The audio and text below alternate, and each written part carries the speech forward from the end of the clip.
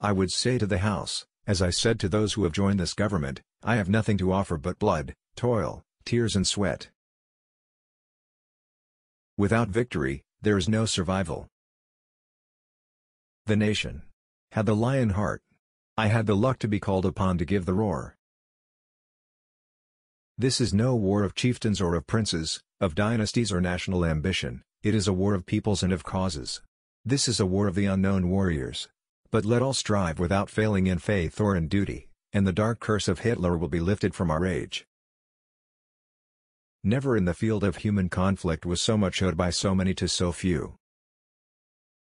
Great battles, won or lost, change the entire course of events, create new standards of values, new moods, new atmospheres, in armies and in nations, to which all must conform. We shall not fail or falter, we shall not weaken or tire. Neither the sudden shock of battle, nor the long-drawn trials of vigilance and exertion will wear us down. Give us the tools, and we will finish the job. You ask, what is our policy? I can say, it is to wage war, by sea, land and air, with all our might and with all the strength that God can give us.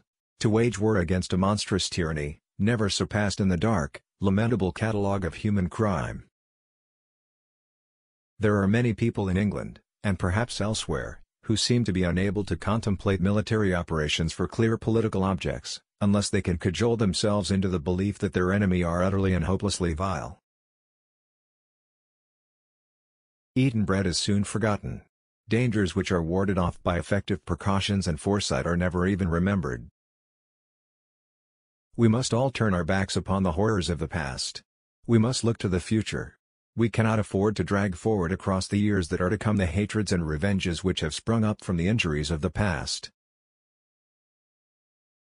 I was brought up in my father's house to believe in democracy. Trust the people. That was his message. I used to see him cheered at meetings and in the streets by crowds of working men way back in those aristocratic Victorian days. I have been in full harmony all my life with the tides which have flowed on both sides of the Atlantic against privilege and monopoly, and I have steered confidently towards the Gettysburg ideal of government of the people, by the people, for the people. I owe my advancement entirely to the House of Commons, whose servant I am. In my country as in yours, public men are proud to be the servants of the state and would be ashamed to be its masters. It is better to be making the news than taking it, to be an actor rather than a critic.